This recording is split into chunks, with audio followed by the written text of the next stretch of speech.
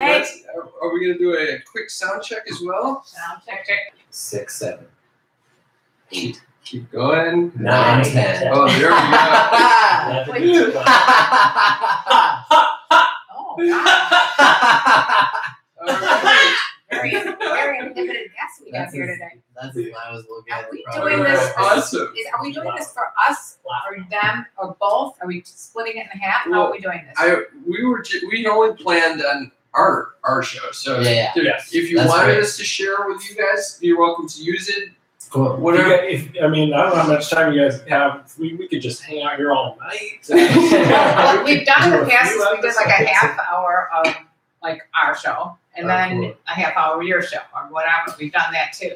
Yeah, either way. I mean, we showed up to do your show. Yeah, we were planning on that. If we wanted to just live in that, then that's fine with us. If you wanted to, I think we should go on theirs too. If you wanted to come on ours, we would love to have you. Let's do it. Let's do it. All right. So let's start flip with a coin. Who goes first? We'll start since Since we already have our questions. We invited you. Of course. We'll pop the cherry. We can talk for like 40 minutes, and then We'll if you want, switch it we'll over. switch the mics. Cool. This is. I guess we'll jump right into it. If there's anything that you guys want us to remove at the end, just let us know. Yeah. And let's get consent right now. And do you consent to being on our podcast, our social media platforms, all that stuff? Yes. I consent, Chris. I too consent. We should ask the names. Yeah. Otherwise, people are gonna be like, "This is just a random voice." Yeah. Okay. That's My a name very is nice. Colin Hatch, and I'm medium sober, and I consent. Oh God. Awesome. And all right. Way behind these dudes. Also, we get very few Facebook or YouTube livers. Oh, So, okay. But we might. and if they comment, we're likely just going to ignore them. Hi, sorry, no offense. It's on. Yeah, no one's So there. far, we got no one. Well, it's not going to help when you put the chair in front of it either. Yeah. Okay. So, okay. All right, cool. Hi, nobody. Oh. Um, No, people will watch it later on. Hey, so Colin, we got a level up. Yeah. We got a whole room We with gotta get windows. And No, it worked out this way. space. And Space carpeting. to stretch out. Carpeting is key. Space to stretch. Also, if you can turn your phones off, that'd be Oh, awesome. that's a good call, Cam. Airplane mode. Airplane mode, or I go on, what's that called? Do not disturb. Okay. Ready? Yep. Okay. Chris and Colin, welcome to the show. Thank you. Thanks. I am so excited to have you guys here. Me too. You guys, I feel when I listen to your podcast, I'm like, oh my God, these are people that are doing the same thing we're doing in a very different realm. Right. And you guys must be facing the same like obstacles that we face. Probably. Yeah.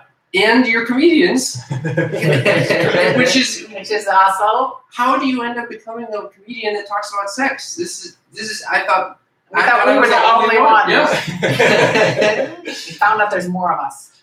Yeah, so as Mormons, Colin and I fall on different parts of like the Mormon spectrum. I'm completely out of the church at this point, but am a performer and enjoy creating things. And of course, with comedy is a lot of truth telling, and sex is a topic that is, for the most part, either off limits or lied about within the Mormon church. And the opportunity to reach out to friends of ours and new people that come on the show and hear people actually say things that are true, and then to joke about it and talk about it in a way that is digestible, fun, is cool. It's like, it's mind expanding for us, and is a way to overcome some of the guilt, the pain, all those things that can come with a conservative Mormon upbringing. So are you from Utah? I'm not. I'm not either. Yeah. I'm from Chicago. Yeah. Chicago? Yes, We're from we are. Chicago. Oh, fun. Yeah. Oh my God. That's what part of great. Chicago? I'm from LaGrange. Oh, we're up north. Okay. Oh. Cool. Well, we still got the same accent. That's really I'm fun. excited to hear your Chicago. Yeah, Yeah, that's right. I was raised by Utahns, though. though. So Oh, okay. So that's why you got that lovely place in Utah. And I'm from the Seattle area. Oh, cool.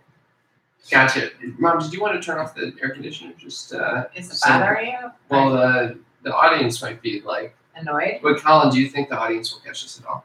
Oh yeah, maybe. Okay. Colin is an expert audience. We're sweating it out then, Colin. Okay, just because you Dick said from that. podcasting. Okay.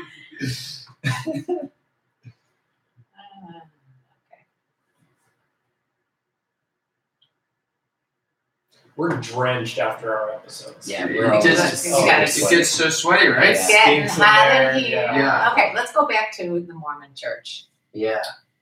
So I'm not going back to the Mormon. I decided 6 years ago I'm not going back. Because I always think, for a layman, we don't know the inner structure, and all I know of it is like polygamy. I think that's pretty progressive. Right. I mean, you think there's a lot of sex going on, I don't know, is that true or? Yes. Oh. Well, and that's kind of the thing is that I think there's a lot of sex going on and a lot of not talking about sex, which is why polygamy happened. And Mormons aren't polygamists anymore.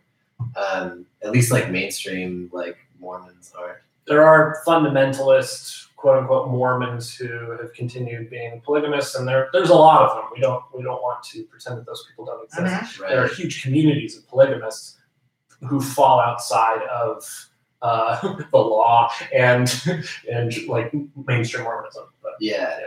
And just like in general, if you don't know anything about Mormonism. yeah, let's start there. Let's get a 101 on Great. this because I'm thinking of the TV show. I forgot the name of it. Yeah. Well, Sister Wives. Big Love. Big Love. Oh, Big Love. yeah. I love that show. That was very hot and sexy. I Yeah. mean, you're painting a different picture here for me. So You're crushing her fantasies You're right ruining now, it for me Colin. there, Colin. You likely have some Mormons who are listening, at least a few. Oh, definitely. And this, for Mormons, this would be a first discussion. Yeah. Is when Mormon missionaries show up at your house and teach you about the basic principles of the Mormon Church. So Yeah. Colin and I will slip into our missionary mode. Oh my God. Wait, are both of you even part of the church still, or what? So I identify as Mormon still, but I'm trying to like forge a new kind of Mormon that doesn't go to church and doesn't believe in all of it, but still calls themselves Mormon. if that So You makes sense. identify with the Mormon faith. Yeah. That's how I would say we're not as extreme, but as far as Jews go, we practice some of the some of the customs, but we're basically, we're very, very liberal Jews. Yeah, exactly. And Would you say? it's very much like a heritage thing. Yeah, Right. you're It's my identifying. family's generations back. I love the food.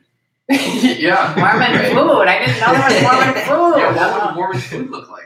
Well, it's prepared in an enormous dish. It looks like catering and everything. Because there's so many wives. Honestly, it's really Mormon food's pretty gross. Actually. Oh, God. You've got funeral Funeral potatoes, Jello molds. a lot of casseroles. Oh my God! All right. Well, this sounds like typical. So Mormons, right? They're not polygamists anymore, but they tend to have larger families than the rest of the United Is States. birth control part of their? So a lot of Mormons use birth control, every type, right? I am divorced. My ex-wife had an IUD. I think she'd feel comfortable with me talking They already about had that. birth control? But like, so in that, like, okay, we're a Mormon married couple, and IUD was part of that. However, her process of getting an IUD was traumatic. She was because- Mormon as well. Yeah. And at the time, we were in Utah. We went to BYU. Colin, you also went to BYU. Yeah. Mhm. And BYU is Brigham Young University in Provo, Utah. It's a church-owned university. And when you go to BYU, you're part of the BYU healthcare system. And at every step of the way, for her to get an IUD, someone was questioning her as to why a young woman who is within her childbearing years would want to prevent pregnancy. Wow. Right? And there's also like lingering assumptions about an IUD being attached to abortion in some way, that like to prevent the insemination of an egg or whatever is akin to or somewhere adjacent to abortion. Damn. And abortion is very looked down upon within Mormonism. And not pro-choice is what you're saying. Not pro-choice at all. Not as far from pro-choice as totally. So as far as being like sex positive or being informed about health and that kind of thing, like people have to seriously take it upon themselves to do their research and advocate for themselves, because doctors will tell you not to, for example, get an IUD, or if you're unmarried at BYU, you probably can't get access to the pill, to birth control. Damn. Yeah, that kind of shit. Wow. So is there a lot of unwanted pregnancies in college because of that? I'm sure. Yeah. Yeah, I don't know. Did you know a lot of people that were pregnant in college? Yeah. You did? I knew. I had some friends. Yeah, for sure. I mean, that would kind of A lot of my friends got married in college. Yeah. Oh, wow. That's a big thing. Damn. They don't, but they don't actively practice abstinence, or do they? They do. Oh, okay. So it sounds very much like extremes of like Christianity, where you had a friend that was. Yeah, I lived with someone who was in a very similar faith, and he got married pretty young, and I know it was really challenging for him to like not engage in any sexual encounters. You feel all this guilt. It was like a people whole were cycle. constantly trying to fuck him.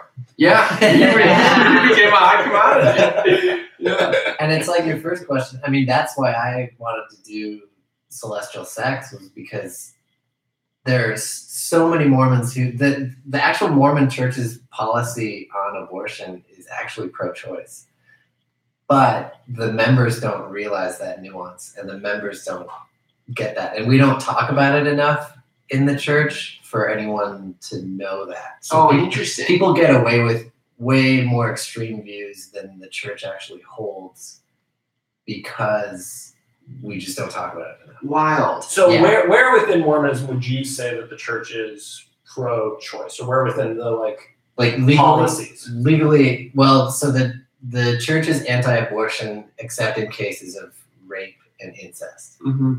So therefore, abortion has to be legal. It would have to be. It had to be legal because there might be a rape and incest case. Yeah.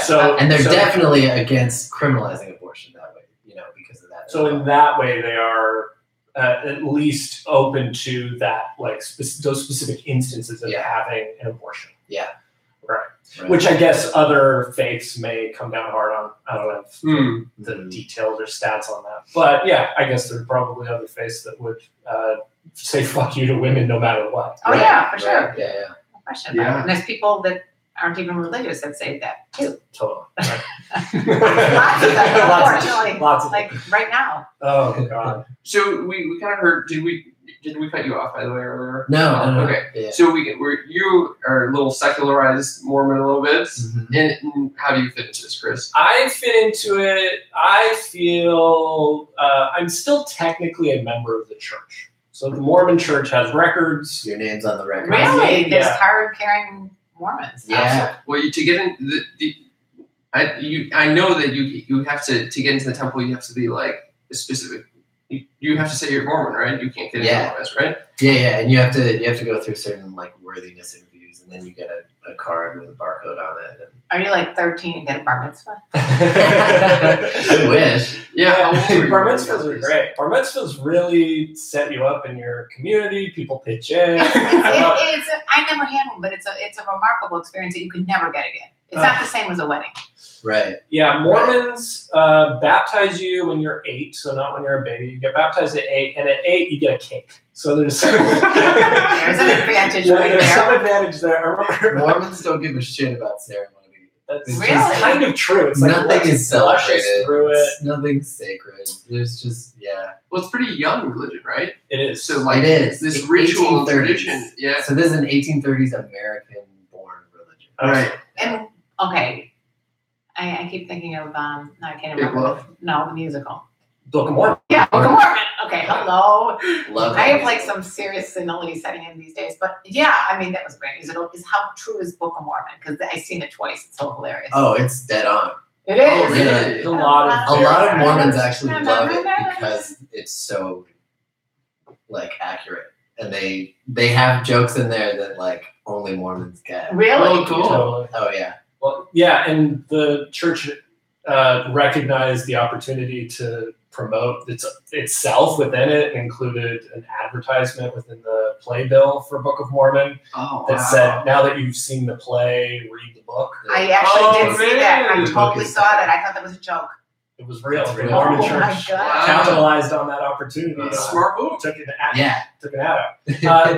But oh man, the Book of Mormon musical is brilliant too, just because of it's totally commentary on this white savior complex that Mormon missionaries are imbued with when they are sent out all across the world to preach the gospel. It's this idea that we have the answers, we have the antidote to your pain. Yeah. And you're not okay until you meet us and come with us to church, right? And anyways, that's where they really get it right. It's the cultural implications of the globalization of Mormonism. Yeah. But if you haven't seen it, it is literally one of the funniest musicals ever. It's so great. It's amazing. But yeah, I'd say I'm definitely not a practicing Mormon. I'm not a believing Mormon. I'm an atheist of sorts, but don't identify with the atheist community, I guess. My parents are Mormon. My brothers are Mormon. And you were raised I Mormon. was raised Mormon. I went on a mission. I married in the temple. I'm about as Mormon as someone could get, but I think that the whole story is bullshit. Because the Mormons don't actually believe in Jesus, right? No? They do. They do, but then they also believe in Joseph Smith. Yes. Yeah. Okay. Correct. Yeah. I'm getting all my knowledge, by the way, from the Book of Mormon musical. Okay? That's where I came up with that one. Yeah. You got a lot of good stuff. So, Oh yeah. So in the 1830s, Jesus came down and 1830s? Oh, okay. and Came a little late to the Mormons. came down and made Joseph Smith a prophet, but like a modern day prophet, kind of like Noah. So Moses. Moses. Yeah. You know, there all those. I am amazed when I listen to your guys' podcast. I'm really amazed. It's a religion that really seems to affect your lives. Like there is a lot of practice, at least from what I've heard you guys go through, and yet you've also done so much work on yourselves to kind of establish your own relationship with all these ideas. It's amazing. Yeah, it is. How did you get the name for your podcast? Great question.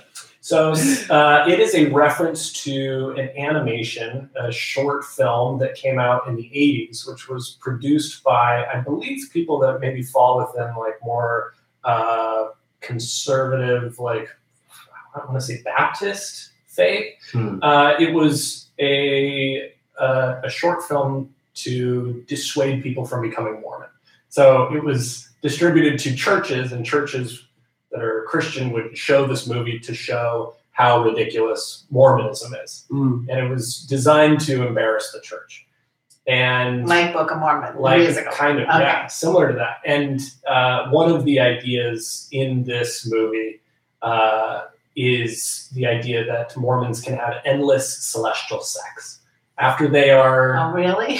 After they've passed, after they've died and have gone to heaven, they can become like God.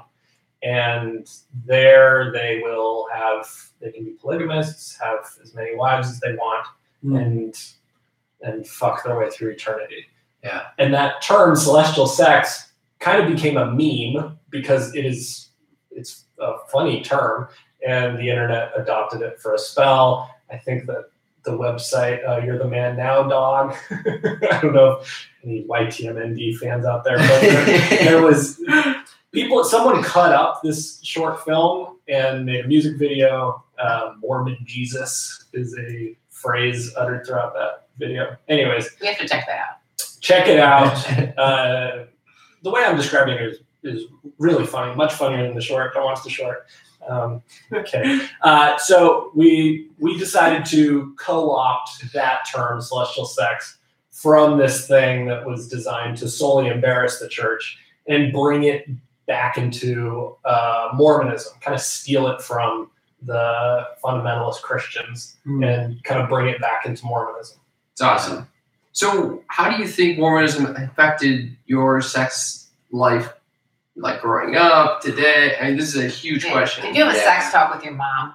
We'll start there. Yeah, I had one sex talk where my parents sat me down and taught me how people have sex, P&V sex. and P&V, like penis vagina? uh-huh. Like peanut butter and jelly? And I remember You cover your penis and peanut butter. You cover the Jesse and jelly. There you go. We got a nice sandwich. I remember my mom. She had a book that she read to me. My dad was in the room. Dad didn't say much, and I remember my mom only editorialized one thing, and it's the only thing I remember from that night, which is she said, after she had explained sex, and in the book this couple has sex, and she says, she's reading it and she says, yeah, and sometimes she's on top and sometimes he's on top. And then she looks at me and goes off script of the book and said, or sometimes they're side by side. And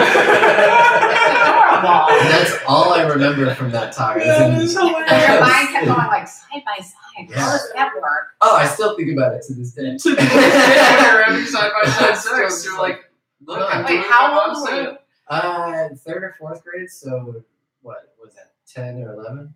Yeah, Something like that. yeah. And I don't remember a specific sex talk. My parents divorced when I was 8, and I don't think anything happened before that. I don't really remember my dad sitting me down to have a talk about like P&V sex, like where babies come from.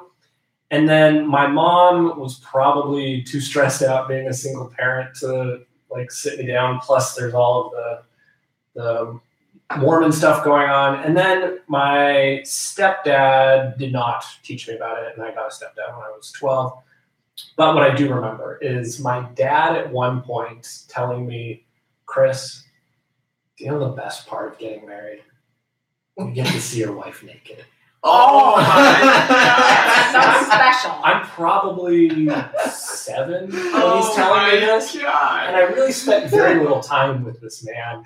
And it is one of the only things I really ever remember him saying to me. No. It is very special. It's great, but it's like it's couched in endless questions, eternal curiosity. Like, Dad's into gazing. he's into gazing. That's That's fun. amazing. That's And it's your stepdad too. This was still my real dad. Oh, that was your real. This was my real dad, but I got very few lessons about life at all. This was one of the only things he really talked to me about was look at her naked. That is so funny. It is funny because it's very Mormon of him to say that, and I say that because there is an obsession, I feel like, with like pornography, for example, Mhm. and That is okay in the Mormon church? No, no. it's not okay. Oh, Shoulders, bare shoulders aren't okay, and bare shit, bare man. midriffs aren't I am okay. so Mom? not okay right now. Like shoulders are sexual. I look like Female a fucking shoulders slut are, right now are, in are the Mormon. sexualized. Yeah, for sure. Really? Yeah. There's a joke in Mormonism of referring to bare shoulders as porn shoulders. I have Oh orange my shoulders God. going on. Yeah. So proud of it. Check it I out. was shimmying her porn shoulder. But so what remains, though, because it's so off limits, and because we've sexualized every part of the female body, people are very fixated on it, and I think the highest recorded per month porn subscriptions are in Utah. Oh wow. There's a lot of porn use in Utah, and I don't personally believe in sex or porn addiction, but there is certainly complete obsession with it within Mormonism, and a lot of it goes underground and unspoken, and it's never talked about in an accepting way. It's right. demonized, and so in interpersonal relationships, men will. I mean, this is always happening, not just in Mormonism, but men will completely sexualize every aspect of a woman and objectify her, and a wife becomes something to solely gaze upon. Wow. And of course, this has been handed down to us from the ages, but completely removing her personhood, and she becomes just a tits, right? It's a walking sex machine. Right. Yeah. Exactly. Does that Human sibian. how does that Human sibian. how does it affect the actual sex people are Do having? you see people like running like in circles, like someone's chasing little mothers around? I'm just thinking of like our experience in college. Like men at BYU are obsessed with hot tubbing. And the reason they want to go hot tubbing is because they want to see girls in their bathing suits. Oh my god! And that's the only way to do it and have it still be like modest Acceptable. and it's acceptable because you're in your bathing suit because we're at a hot tub. What about a regular pool? Yeah, or a Sure, pool parties. I can't believe they're allowed to wear bathing suits. do pool parties. It's Utah. Sometimes it's freezing cold. Oh right, so everyone wants a hot tub. Exactly. Bingo, got it. Yeah. If you're a hot tub manufacturer, Go So when you were in college, it was like, were you told? I mean, what were you told growing up? Like what sex was, or how to think about sex. Yeah, or like how Was it where allowed? should sex fit into your life? Yeah, you wait until marriage and then it's great and it's beautiful. Oh, So wow. so there is kind of some like light at the end of the tunnel. It's not always don't do it. Don't do it. right. Some It's- religions are you it's- just don't do it. Yeah, Right. it's a huge sin until you get married, and then it's like totally fine. But that actually causes some trauma and some really hard transitions in people. They'll get married and they have a really hard time switching their brain to like this is okay. Right. And a lot of people, especially Mormon women, will go through a phase where they have to like really get used to like, oh, this is okay, and I don't have to feel guilt about this anymore. Oh, wow. And because they've internalized that so Yeah. much their whole lives. Holy Men too, shit. for sure. Yeah, men too. Well, and this is coming from our hetero perspective, our cis hetero perspective, Oh, I can't even Oh, imagine yeah. the gay perspective. right? Yeah. The gay Oh. perspective is you never get to have sex. Gay sex doesn't exist. You're not allowed gay marriage, obviously. Right. Correct. Wow. Yeah, Wow. You can't be Mormon and gay married. You are Mormon, gay, celibate. That's the option. That's the only option you're handed. Wow. Or you are operating outside of the commandments, and you're not welcomed into the temple, for example. Holy You don't get the shit. card. You Damn. can go to the card. meeting house on Sunday, but you don't get to go to the big white building where your eternity is collected. Yeah. ostensibly. Holy shit. Yeah. Gee, It reminds me of something we had a guest on recently. She wasn't raised Mormon, she was just raised Christian, but she said, yeah, coming out to your parents is super hard when you don't talk about sex at all. It's like, hey, we don't talk about sex, and that doesn't exist in our relationship dynamic. But I don't even want to have the kind of sex we would talk about if you wanted to talk about Holy sex. crap. I want to have gay sex. So it's like this double layer of like super difficult conversation to have. Yeah, and also imagine being born a woman who has a penis, right? If you're a woman who has a penis, like you like they can't come up with the answer. There's no Yeah. answer for you. Mormons think gender is eternal. Yes, They believe gender. So like, and it's attached to your sex organs. right. And so what does it mean by eternal? meaning that like, if you're a man, you'll get the priesthood here in this life. And then when you die and go to heaven, you'll be, a king or a, With whatever, a penis. a prince. And yeah, But and, it's remaining male. and being male is very much a part of your like identity in heaven. And Whoa. being female is Right. very much a part of your identity in heaven. So a lot of this is for the afterlife, basically. Yeah, Yeah. and so there's just no way to talk about. I mean, there's no room for trans people at all. Yeah. Whoa. So you as a human, you have a soul. Your soul is your body and your spirit combined, right? And that spirit has a gender. And when you were in heaven before you came to earth, your spirit was a boy or a girl. You're here, you're either a boy or a girl. So you guys were never female. Right. Okay. Yeah. Apparently not. Apparently not. We need to. And that's the problem with making a religion on 1830s science. Yes. I would love to hear how you guys turned the corner and what changed. But before that, we need to take a quick commercial break. Great. Okay? Yeah. And we're back with Chris and Colin Hi. from Celestial Sex. Yeah. Okay, so at what point did you guys just say, okay, something is a little awry here? Something is amiss. I mean, I remember in high school, so within Mormonism, there, for men, are opportunities to advance in what they call the priesthood, which Colin was just talking about. And the priesthood is the power of God. And when you're given the power of God, you can carry out some of God's duties that he wants you to do on earth. Things like blessing and passing the sacrament, baptizing people, marrying people, different things that you can do with the priesthood.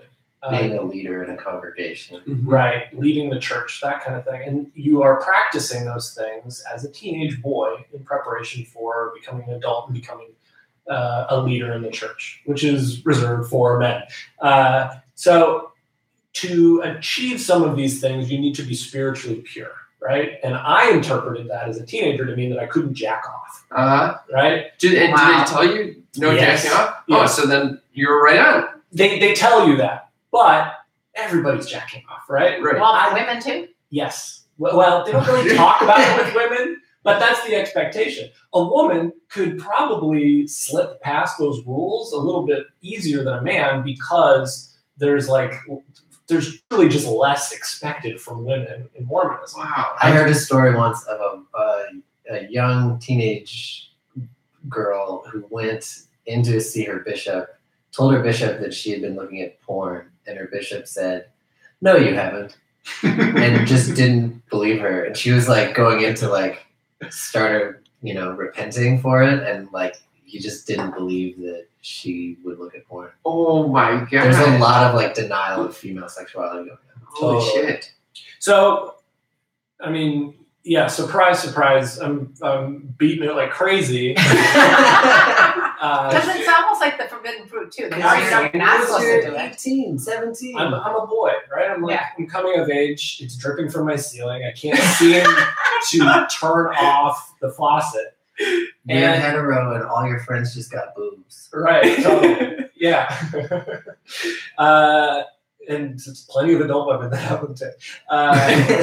So I'm coming into my sexual self. I'm masturbating and feeling extremely guilty about it, and at the same time not wanting to lie to a bishop in order to advance in the priesthood. And so I didn't. I didn't go into those interviews. I stopped advancing in the priesthood Oh, interesting. because I was like, I know I'm going to keep masturbating. I want to keep masturbating. I don't want to do it and lie about it. I'm already feeling guilty about it. I'm just not going to advance in the priesthood. And I think for there, it was like while I'm still playing within the rules of Mormonism where these things matter, that was a break for me from mainstream Mormonism. Yeah. You chose whacking off versus being a. You made a choice. And I guess I still I get am. it. I get it. Honest, I get it. I would do the same. masturbation. Yeah. Did people know that you were making this decision? Like, did your parents know? Well, they knew I wasn't advancing in the priesthood, but I didn't tell anyone why. I didn't. So were the But here's the thing: the only reason people don't take the sacrament at church or advance in the in priesthood. the priesthood or do any of the Mormon milestones is because of sex stuff. Totally. That's the only So is it common, or is it rare that people are as honest? it's either sex or drugs, and no one's doing drugs, so it's sex. Yeah, It's usually pretty much. Is It's- alcohol allowed? No. So that could be another reason. Yeah. No wine? no. Right. That would suck. I mean, wine. I don't know, but I guess more wine or sex. All right. Jam, wine. You love berries. LaCroix. You love berries. Oh, damn. So yeah, alcohol is off limits. I drink now and enjoy it, and would miss it if I were to. And no Go smoking back. weed either. I'm sure. Weed's off limits. Damn, this is tough religion. It's a tough one to follow if you like feeling good and being open about how good you feel. I can see where that'd be a problem. But we're sounding kind of harsh on it, but I have not met one Mormon who is not like the sweetest person around. Oh, of course. So like there's a big emphasis on kindness. They're so freaking kind. Yeah. It's crazy. Yeah, to be clear, I am coming down on dogma, doctrine, and the institution. I am not coming down on anyone in the church specifically. Mm-hmm. I mean, I maintain close friendships and family with plenty of LDS people. I don't hold them accountable. I hold the institution accountable. I hold patriarchy accountable. Yeah. This was forced upon most of us, right? Right. Like, most of the people I know are not converts to Mormonism and waving the flag. We were born into it, and our parents were born into it. Yeah. And a crazy man in 1830 who was power hungry figured it out. Joseph Smith figured it out, wrote a book, and everyone went, "Ooh, this guy wrote a book." But it sounds very He's the only guy I know who wrote a book. It must have been given to him from God. Yes, but it sounds like almost like Scientology or any of these, like, I don't want to say cults, but Yeah, it sure. sounds very cultish. It is. Yeah, Chris believes it's a cult. I don't, but that's fine. I believe it is a cult in a broad sense of the word cult. I mean, it is accepted as a mainstream religion, just as Scientology is, which, I mean, we can all agree that that's a joke, right? Yeah. I feel like Mormonism is extremely close to Scientology in its foundation, its origin story. It's very, very similar. I'd say that Mormonism, breaks from. We don't need to get into. All right. I am curious. This is just a question, though. We can edit it out if it's boring. The answer is boring. But what makes you think how do you determine religion versus cult?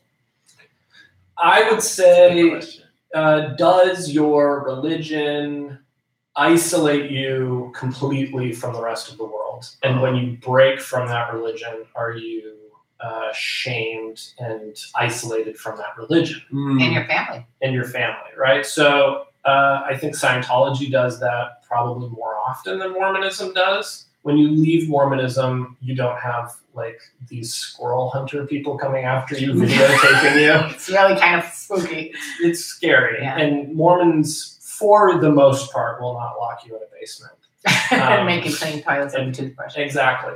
But there are a lot of people within Mormonism who, when their children come out as gay, completely reject them and their children end up homeless. Mm-hmm. There are people who leave the church There's and then teen suicide bulge in Utah going on right now because of that's sad.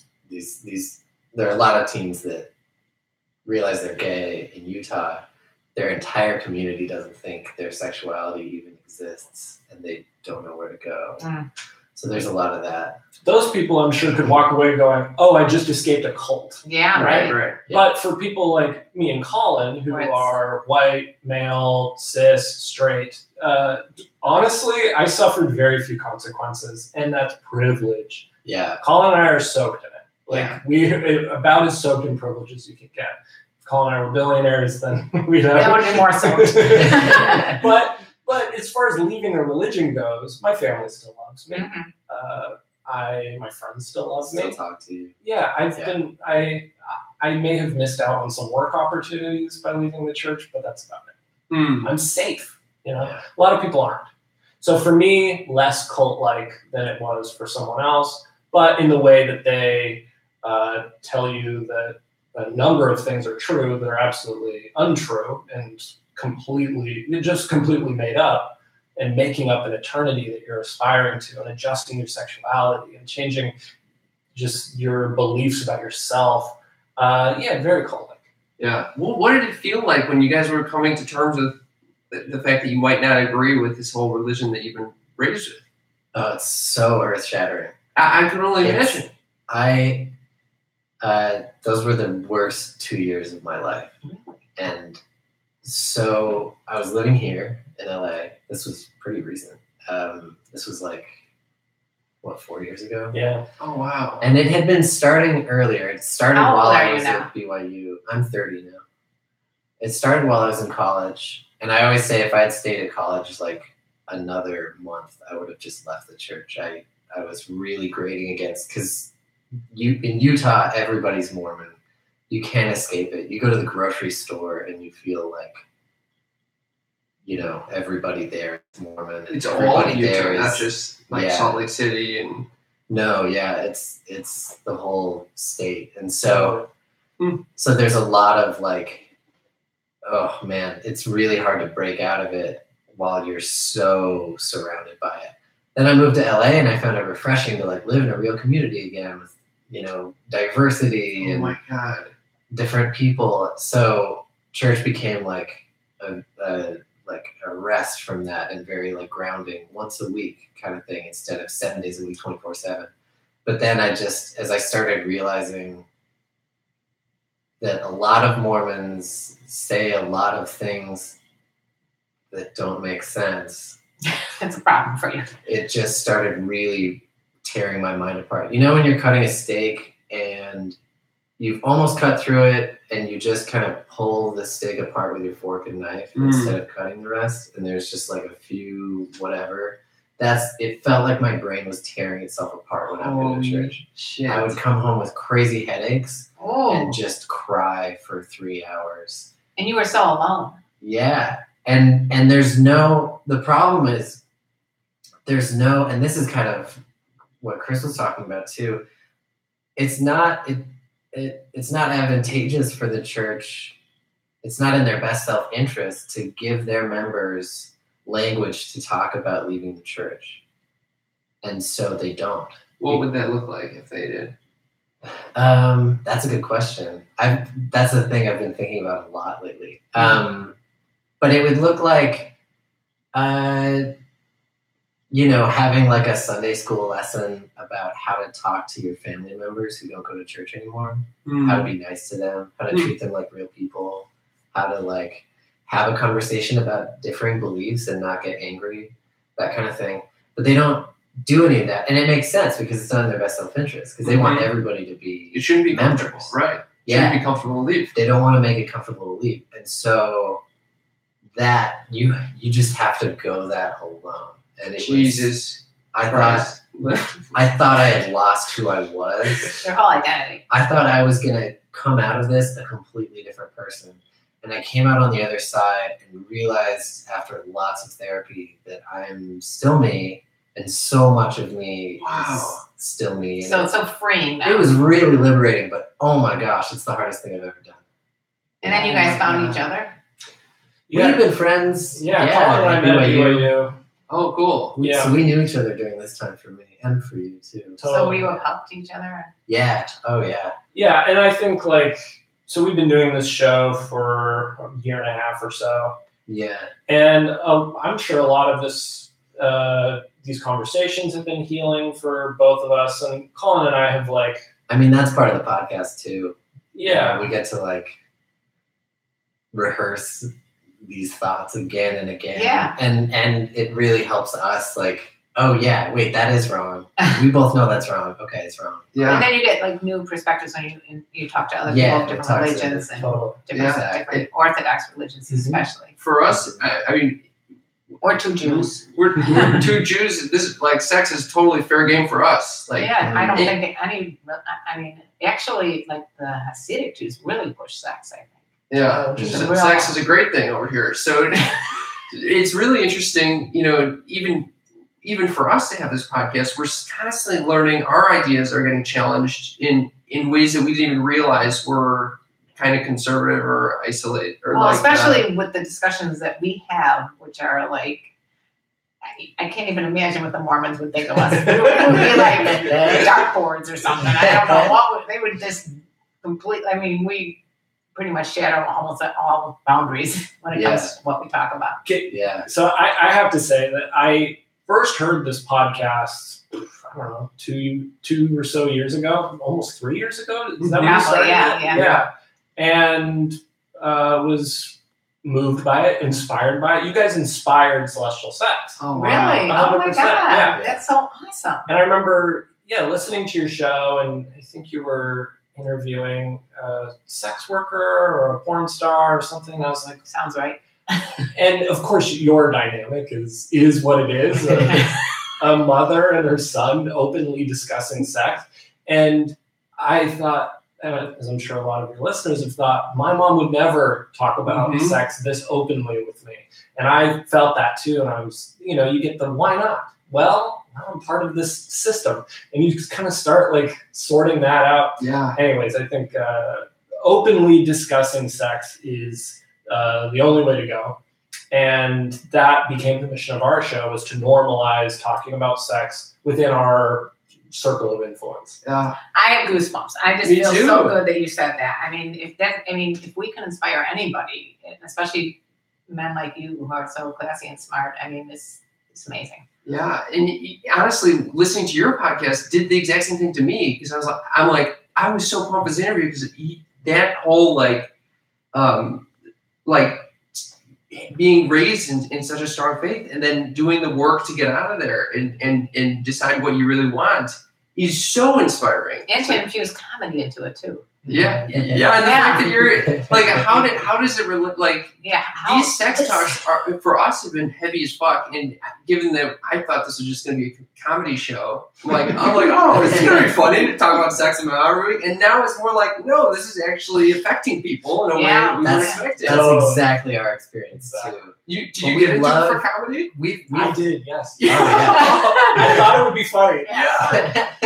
It is funny though. A lot of And the thing is, sex is funny. like we have a phone number, we have a hotline, and the phone number is 6969 LDS. Oh, it's almost like our sex mom. And there's fun stuff like that. We've gotten criticism for it, and I always just tell people, like, sorry, but like making light of this is part of normalizing it. Yeah. Like, right. If we can laugh at a 69 joke, that makes it so much easier the next time somebody wants to talk about 69 with their partner. Totally. That's why you're just saying the word. If you say the word more often, right, it'll be easier to say the word in the bedroom. Yeah. All of this stuff. The more you talk about it, the easier it is, and the more boundaries you start crossing. We have three little Buddha figures. I love the little Buddha. And Pet Cop Willie. Massive. And basically, it's a massive gold dick, and we have that to lighten it up. Those are the fixtures on our we table. got spirituality and Midas was like, I want this motherfucker to be hard forever. I love Midas touching his own dick. Midas has to go Midas, and he's like, I gotta rub that. I'm renaming Pet Cop Willie Midas. But to your point, so like yes, it began with comedy, and then as soon as you start talking to people, people have real stories, real trauma, and of course we're talking to people who don't look like us. Mm-hmm. As we start interviewing women, they come to us with their experiences, having been Oh my word! Talk about privilege. Yeah. Have you heard Rochelle? Oh, Rochelle came. Yeah. She was part of the apostolic faith. Apostolic. Yeah, Oh. APOSTL. Oh, See. okay. And it was. She's a comedian as well. And it was a really wild interview that but it's similar to what you guys have on your show. Niece? Yes. Oh, cool. Has she been on your show? Not yet. You gotta get her on your show. She's She's incredible. listening. I'm gonna email you. So you start talking to people, and they bring their humanity with them, and it becomes more than comedy. And because of the long format, the storytelling aspect to it, you get. Have you guys listened or watched the Nanette special on Netflix yet? I need to. I've been hearing such good things. It's really, really excellent. And a point she makes in her stand-up special is that she feels like she can't do comedy anymore. She's a lesbian woman. She feels like she can't do comedy anymore because comedy is tension and release. It's a beginning and a middle, but you don't get the end. And the end comes with storytelling. And so, wow. And that point is really cool. And I feel like with these long format podcasts, you get to hear the end of the story. And the end of the story, hopefully, is touching and shows growth, or that they've been treated better. Sometimes it doesn't. Sometimes the end of the story is my life sucks because of what's happened to me. But through that, you can have a change of heart and touch people. Yeah. And so, I think like there are moments for comedy and moments to just hear people say what happened to them in the hopes that it happens to fewer people later on. Yeah. I don't know that there is any collective moral progress. I don't know that exists in our world. It seems like for every good thing, there's a billion bad things that happen. Mm-hmm. But I feel like within small communities, small changes can happen.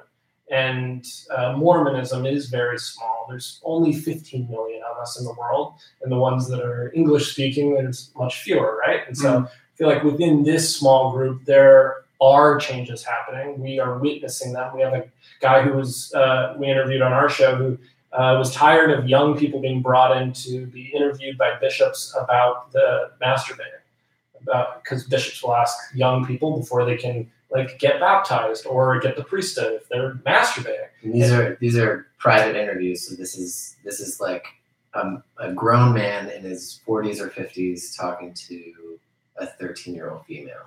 Oh wow! Right, and asking her details about her sexuality, which is completely inappropriate. Yeah. And so he started a petition, and we had him on our show. We made a small contribution to the success of it, with over 15,000 signatures at this point of people saying, stop the interviews. Wow. He's got a ton of press for it. It's incredible. And the church recently came out and made an adjustment to their policy. That's awesome. That if a child can have an adult in the room with them for these interviews. So that Oh, wow. just one-on-one. Yeah. And so these little things can happen the more people talk about it.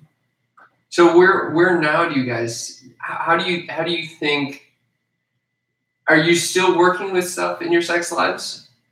Yeah, for sure. Let's hear it.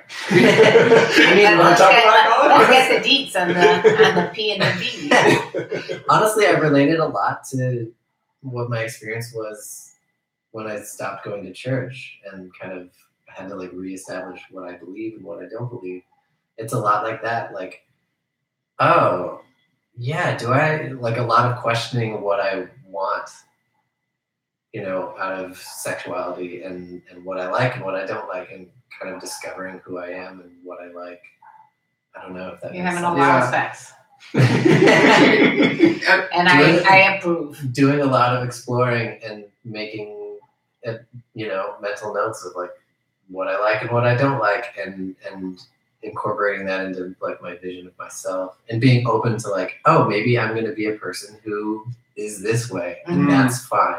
That's okay. Learning to accept myself for that. Does that mean the people that you're choosing to engage sexually with, or the type of acts that you're engaging with? Both. Yeah. That's great, though. I mean, having gone through what you've gone through, regular people that don't have any of those, constraints with religion rarely go through that kind of experimentation. So this is great for you. And I always look at the grass; it's always greener. This is good. Yeah. Yeah, and then so I was a married person when I left the church. And How old were you when you were married? At 24. That's pretty young these days. Is young, yeah. Did you wait till marriage to have sex? Yeah. Both of you guys? Or no? Colin wasn't. I haven't been married. Okay. But even that, waiting to marriage to have sex, you didn't have sex till you were 24. Yeah, I did not have P&V sex until I was 24. Ah. So I had everything else but sex. Yeah, I guess so. Everything else but sex. Yeah. Oh, but okay.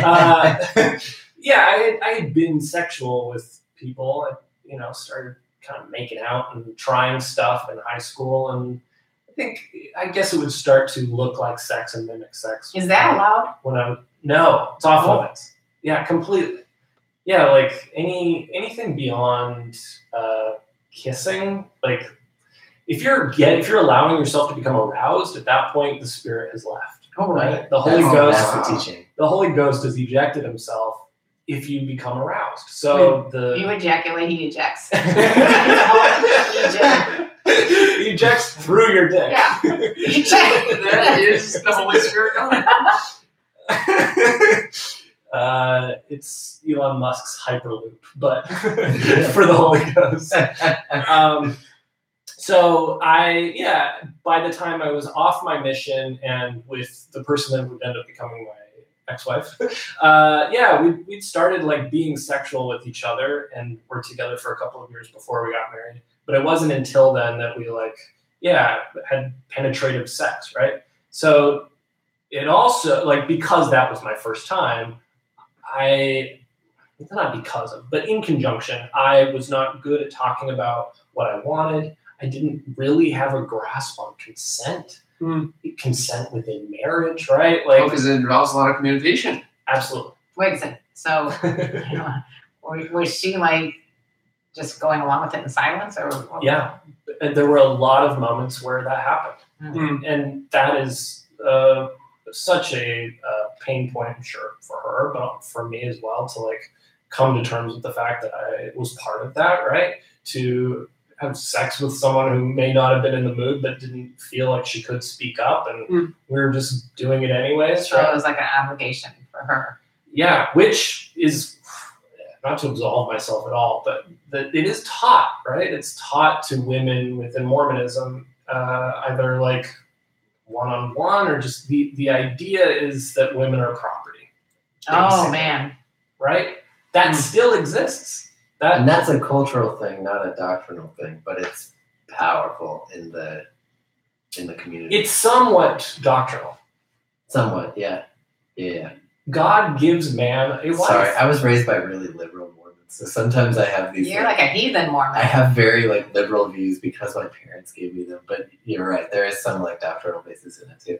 Yeah, like women are given to men, and the idea is that like if a man has been righteous enough and did a good job on his Mormon mission, this is the postscript to the musical, The Book of Mormon.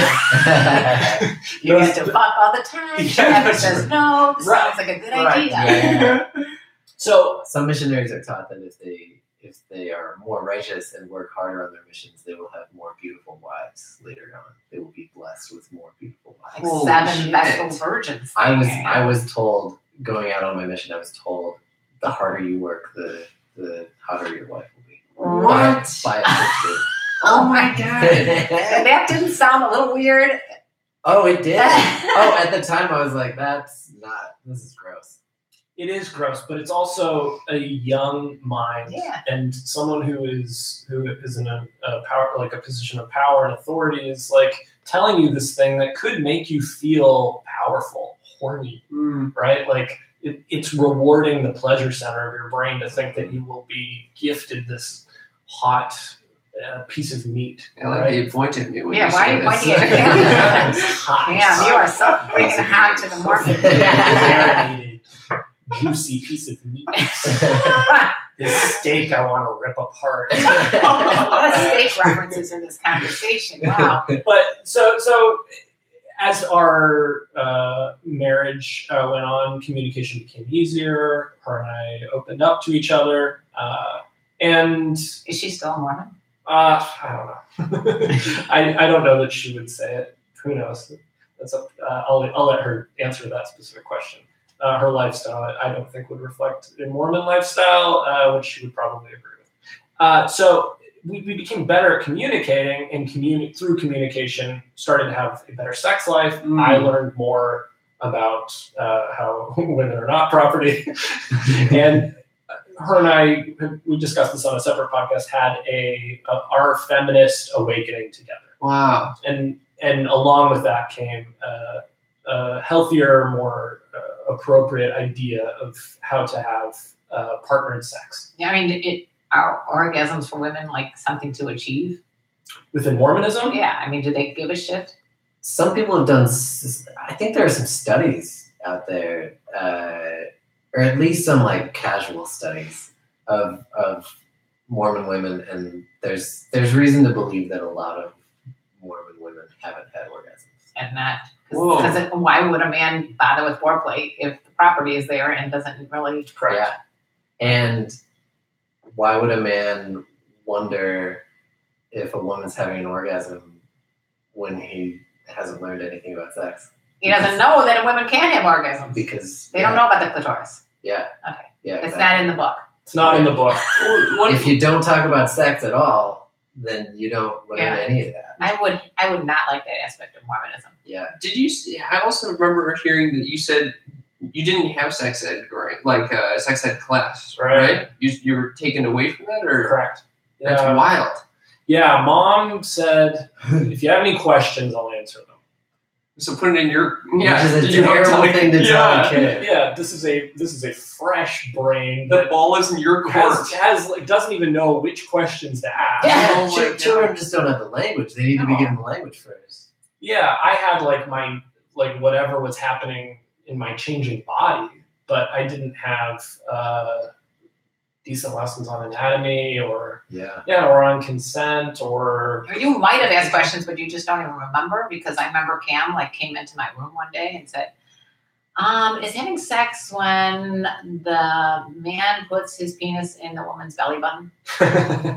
He asked that question. Yeah. Did you say I yes or said, no? yeah, how did you guess? No, but I mean, you might have asked that question and it was... Looks like a hole. Yeah, I think my mom was pretty open about like, oh, this is a penis. I don't recall her harping on like, don't touch it, but as far as talking about women, I'm not sure that my mom had good language for how to talk about her own anatomy or how to teach a young boy about women's anatomy or about intercourse, right? Mm-hmm. I don't completely fault her, it's like she didn't know any better. She was fucking like 19 years old when she got married.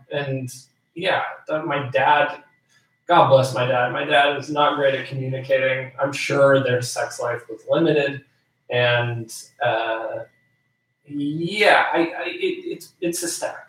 Mm, so wait, so divorce is okay in the Mormon faith?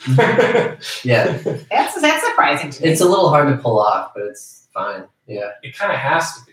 You're marrying these people off when they're children. Yeah. They're 18, 19 years old when they're getting But married. in some of the religious beliefs, Catholicism, Right. Jehovah's Witness, they don't allow that. Right. Yeah, it certainly happens. But so my ex and I, we like explored this stuff, and then after that, after we ended our relationship and I started having sex with other people,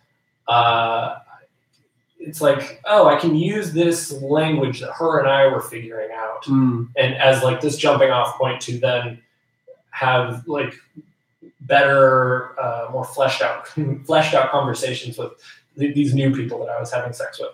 And I think like got nothing but gratitude for these people, because I'm sure the way I was talking about it was like a young boy who had just like learned like, oh, there's television. Turn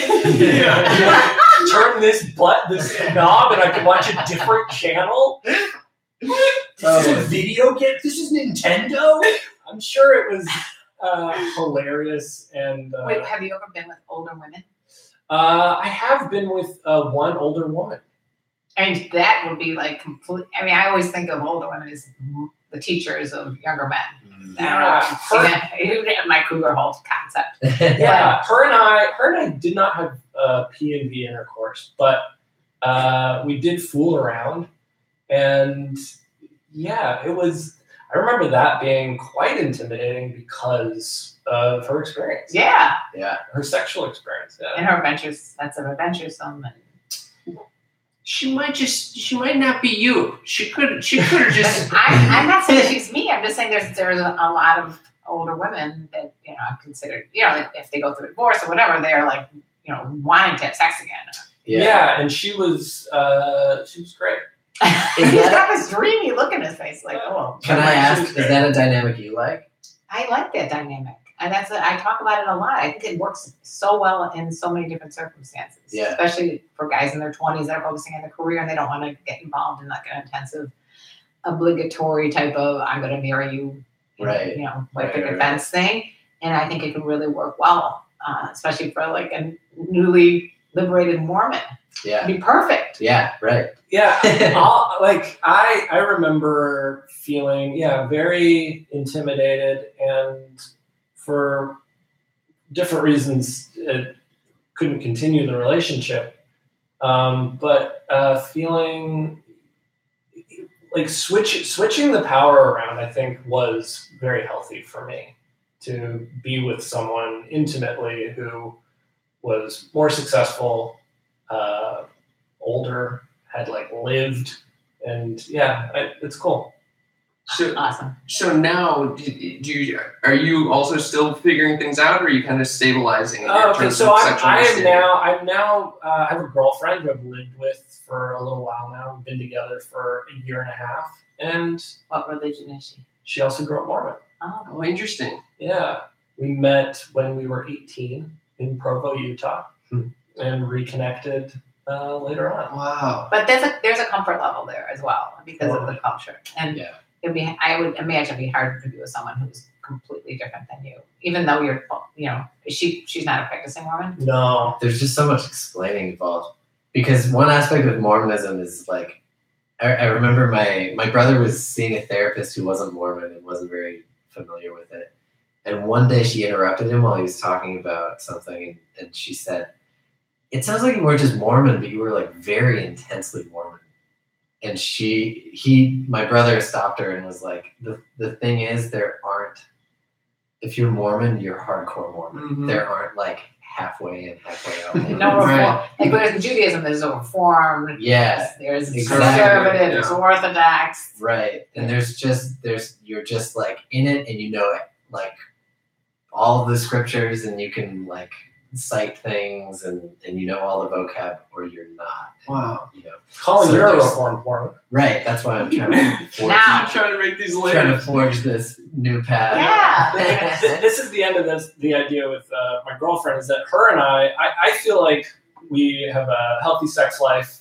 I am open to my ideas on sex completely shifting through like the rest of my life. Yeah. And that like the types of partnered sex that I've had, it doesn't have to, like, I don't imagine that this will be the type of sex that I have for the rest of my life. Mm-hmm.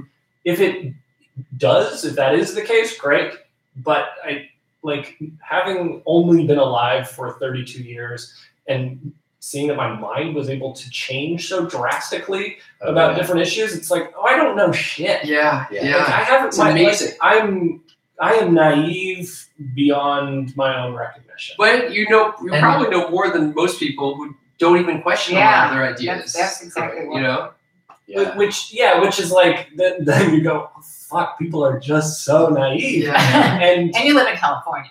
I do, totally. Right. Like, which is another like level of privilege. I was able to figure out how to live in this liberal city where I'm surrounded by people of all walks of life. And I don't take it for granted, and I'm not set in whatever this is right now. Yeah. I mean, anything can change. Life shit changes. Partners change. I'm on antidepressants now. I'm on Zoloft. I started taking it, 4 months ago. It makes it really hard for me to have an orgasm. And that is a side effect. I'm just as horny as always, Mm. and I don't have a problem getting hard, but I have a real problem getting off. Yeah. And it's like totally changed my sexuality.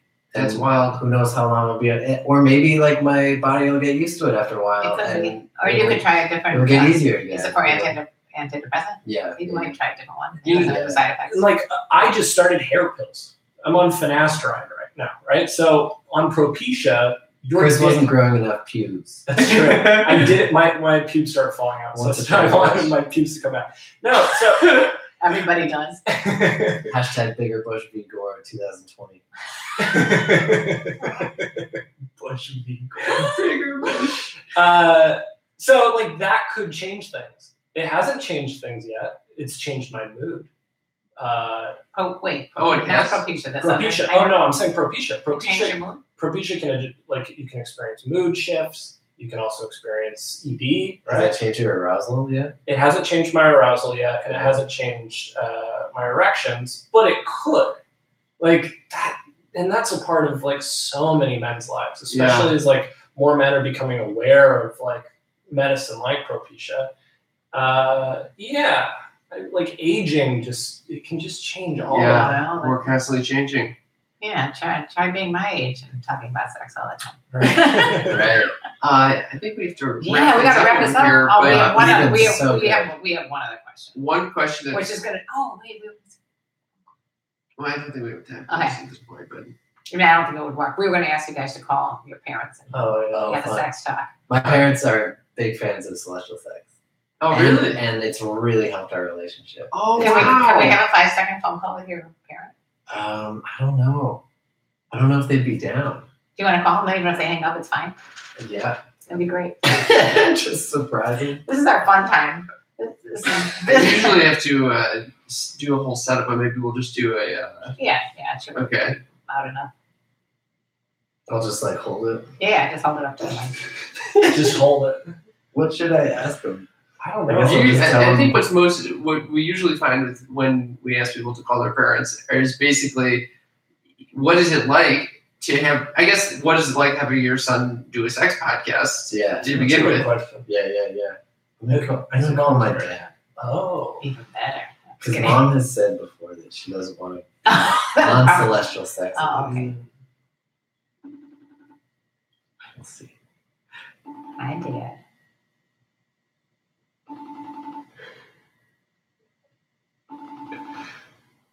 We should call your dad. I don't think I was one of them. What? Oh my gosh. Chris's dad has become like almost a character. Oh. Oh, you can sense that. He knew you He were. knew. He's watching the He's live. savvy. Yeah, he's watching the live my dad. He's watching the live stream. He knew not to Wow, answer. we did get quite a lot of comments. in this Holy one. cow! That's Wow. awesome. Should we read them? Yeah, go Should we over do and a quick them. read? Yeah, quick read. But We will don't you have answer? to. Will you answer this question? Yeah. Yeah, while which we're is, getting there. have you ever walked in on a parent having sex, or vice versa? There was one time Ooh. I didn't walk in. Well, no, I have two memories. One is when I was very little. I must have been 5 or 6, and I walked into my parents' bedroom early in the morning. It was like 7 or so. Dad was getting dressed for work. Mom was in bed still, and I thought it was really funny that she was naked. Oh. And I was like, "Why are you naked, Mom?" And she just kept holding the sheets up above her shoulders and was like, "Oh, nothing, no reason." And I thought it was so silly and funny. There was like I just had no idea what was going on. But then, of course, like thinking about it later, I was like, oh yeah, I get it. Not so silly and funny. Yeah. And then there was one time in high school that my parents, I remember I was eating breakfast and my parents just had this like long, super romantic hug and kiss before Dad went to work. And that was like the most romantic thing I ever saw Wow. them do. But they were just like holding each other for like, I don't know, like 10 minutes. Was it real awkward for A you? lot of like whispering in each other's ears and stuff. What, And were I you was like, hiding or were you? no, I was just eating a bowl of cereal at the table. Like, Well, what do you think that was all about? yeah. So I don't know, but those are like the two romantic / sexual things. This is a hilarious image. Just imagine Yeah, you with eating your cereal. cereal. They're talking. They're just like. Yeah, Telling yeah, each other yeah. how much they love each Can other. I get some more frosted flakes over here, Mom? Chris. But I walked in on a parent. No, they locked the door. Thank God. I did share a wall with my mom and my stepdad. Did you twist a locked door knob? Did you like I wasn't- encounter a locked I door? wasn't trying to burst in. But, oh yeah, I mean, so my mom and my stepdad married when I was 12, like a burgeoning teenager, and they're newlyweds, and they're Mormon newlyweds, so they weren't having. Is that the word? Yeah. Yeah. Oh yeah, it's great. There's these We have this visual of that. So my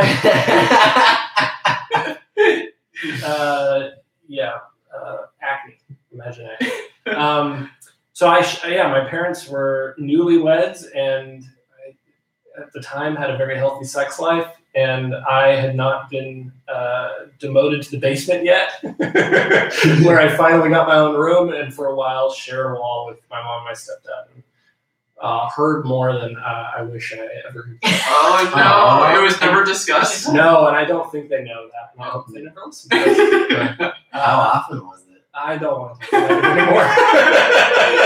Joseph Smith's name is part of the Amazing. vocabulary. No. Awesome. That's great. Well, Gosh. thank you, Thank thank you. you very much for coming on our show. Thanks for having us. This has been so fun. So fun. So How fun. do people find your podcasts or your work? Yeah.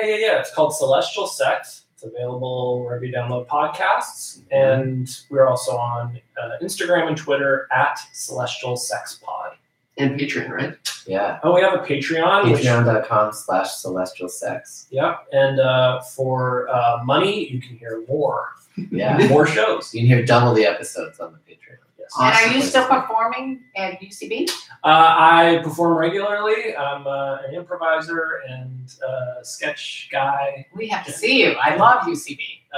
Next time on the show, I'll mention. Please do. We'll be there.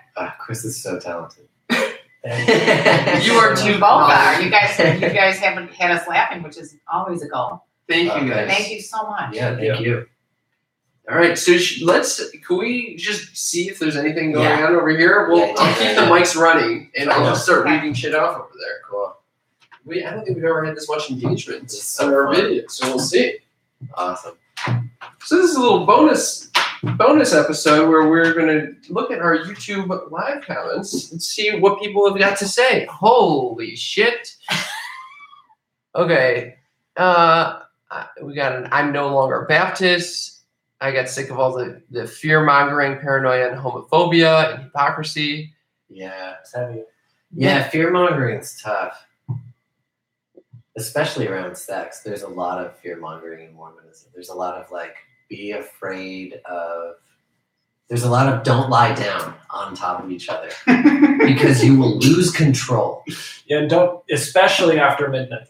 Yeah, there's a lot of extra rules that people give, especially young people in the church, to follow, to make them scared of what might happen. And the truth is, the problem with that is you don't become out of control. If you're told you're going to get out of control, you think, oh, we got out of control last night if you went too far. Mm. You're not going to go out of control. What does that mean? Yeah. What's going to happen? Are you going to turn into a werewolf or If something? your parents walked into the room, you would stop having sex right away. You're not out of control. It's not like it's not like your dad walks in and you're like, oh, I can't stop. You're gonna stop. Yeah.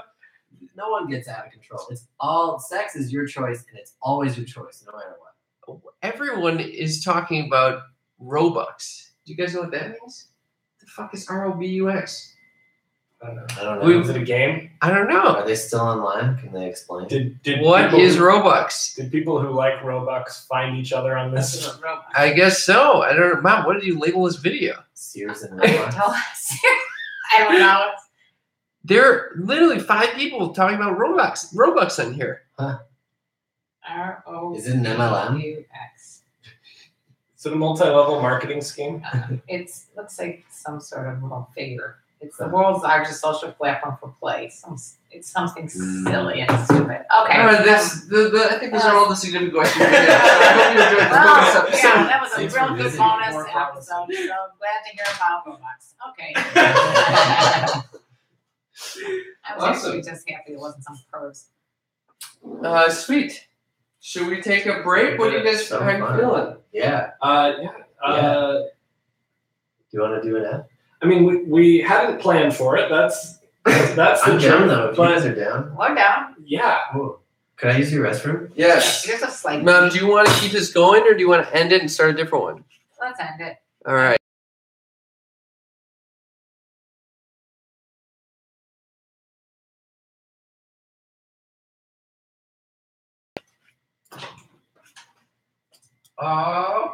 Cuties are right here. Just straight ahead.